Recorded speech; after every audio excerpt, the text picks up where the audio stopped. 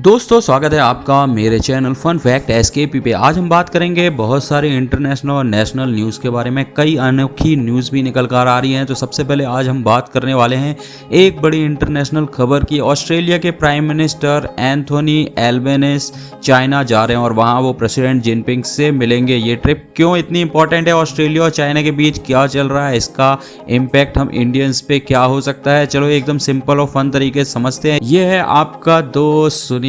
Don't forget to like, share और subscribe करना ना भूलें बिल्कुल भी। तो सुनो, ये है एंथनी एल्बेनीज़ का दूसरा ऑफिशियल ट्रिप चाइना के लिए और ये पहला शुरू हुआ था री इलेक्शन में।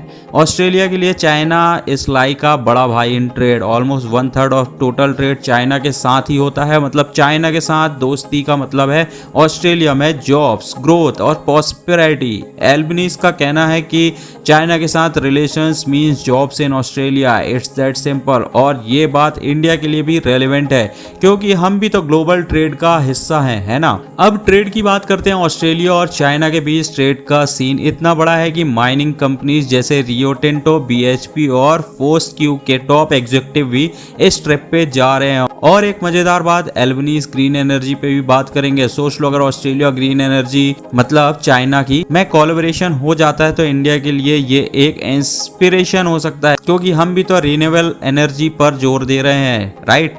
प्लस चाइना ने ऑस्ट्रेलिया के गुड्स पे लगाए हुए कुछ टैरिफ्स भी हटा दिए हैं, तो ये एक बड़ा विन है।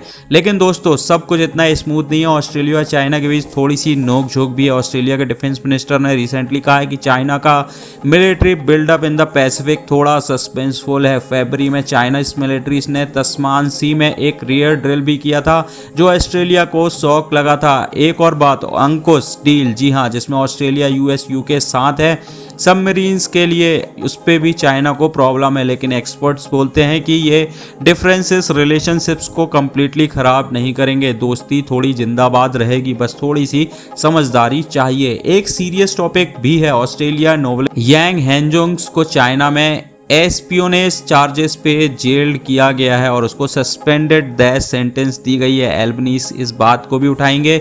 ये दिखाता है कि ऑस्ट्रेलिया अपने प्रिंसिपल्स पे सॉलिड है लेकिन डिप्लोमेसी के साथ। और ये बात इंडिया के लिए भी इम्पॉर्टेंट है क्योंकि हम भी तो अपने सिटीजन्स के राइट के लिए ग्लोबली बात करते ही हैं।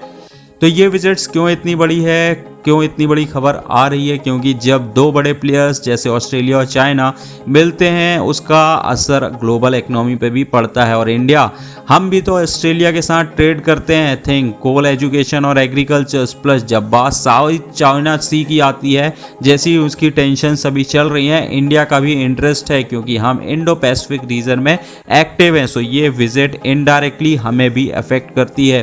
तो दोस्तों, ये था एक क्विक फन और informative takes on Australia China relations. क्या आपको लगता है ये दोस्ती ग्लोबल पॉलिटिक्स को कोई अलग सा शेप देने वाली है? कमेंट में अपने थॉट जरूर शेयर करें। और हम आज बात करेंगे दूसरी न्यूज़ के बारे में, कनाडा और यूएस के बीच चल रहे ट्रेड वॉर की। एक तरफ है कनाडा के new prime minister mark canary जो कहते हैं हम अपनी एल्बोस अप रखेंगे, मतलब हम यूएस के सामने झुकेंगे नहीं। लेकिन दूसरी तरफ डोनाल्ड ट्रंप ने कनाडा के गुड्स पर 35% टैरिफ का बॉम्ब गिरा दिया है। ये क्या चल रहा है और इसका असली रीजन क्या है, चलो ब्रेक डाउन करते हैं। पिछले वीडियो में आप जाकर देख सकते हैं, मैंने ये न्यूज़ पहले ही आपको बता दी थी। तो सुनो, ट्रंप ने कहा है कि 1 अगस्त से कनाडा के गुड्स पे 35% का टैरिफ लग रहा है क्योंकि उन्हें लगता है कि कनाडा से ड्रग्स जैसे फेंटेलिस यूएस में आ रहा है। इसके पहले भी उन्होंने स्टील और एल्यूमिनियम पे 50% का टैरिफ लगा दिया था। कनाडा ने कोशिश की कि ट्रंप को खुश करें लेकिन डिजिटल सर्विस टैक्सेस हटा दिया। बॉर्डर सिक्योरिटी के लिए $1.3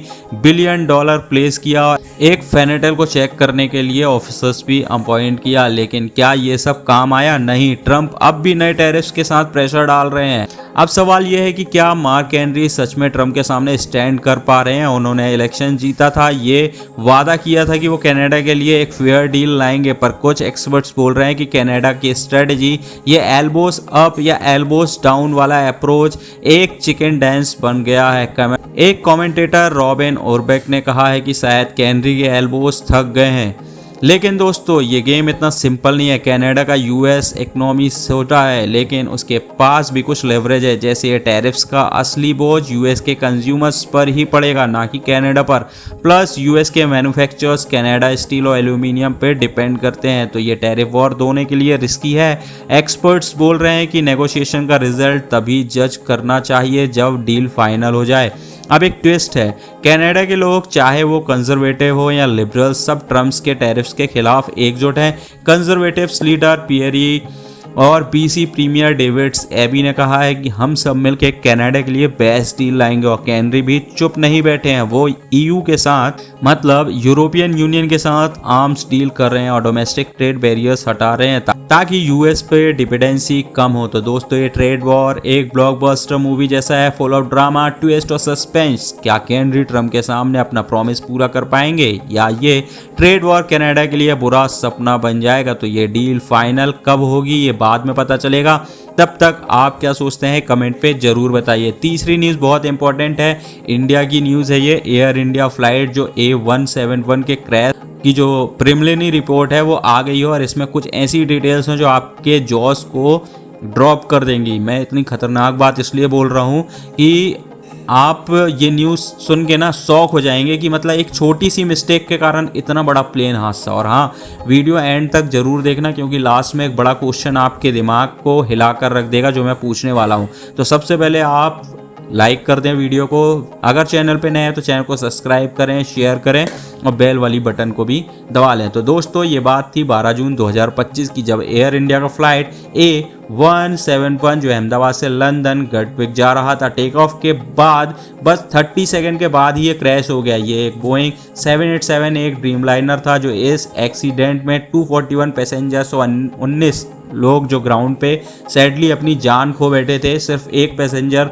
विश्वास कुमार रमेश वो भाई आश्चर्यजनक रूप से सरवाइव कर गया था। ये ट्रेजेडी पूरे देश को हिला दिया, और अब AAIB यानी एयरक्राफ्ट एक्सीडेंट इन्वेस्टिगेशन ब्यूरो की प्रिलिमिनरी रिपोर्ट ने कुछ शॉकिंग डिटेल्स रिवील की है। हालांकि ये बात मैं कई लोगों से करता था, पहले ही मेरे को आशंका थी, लेकिन अब वही चीज़ सामने आ रही। क्या ये सही रिपोर्ट है, ये भी देखने वाली बात होगी। रेडी हो आप लोग सुनने के लिए? ये पहली पॉइंट मैं आपको बताने वाला हूँ कि ये सबसे शॉकिंग चीज़ है। दोनों इंजन्स की फ्यूल सप्लाई टेक ऑफ के 3 सेकंड बाद ही कट ऑफ हो गई, मतलब कट ऑफ मोड में चली गई। मतलब इंजन को फ्यूल ही नहीं मिल रहा था और प्लेन का थ्रस्ट पूरा खत्म हो गया। अब ये कैसे हुआ? क्या ये पायलट की गलती थी या कोई टेक्निकल ग्लिच था? रिपोर्ट में ये क्लियर नहीं है, लेकिन कॉकपिट वॉइस रिकॉर्ड से पता चला है कि एक पायलट ने दूसरे से पूछा, तुमने कट ऑफ क्यों किया?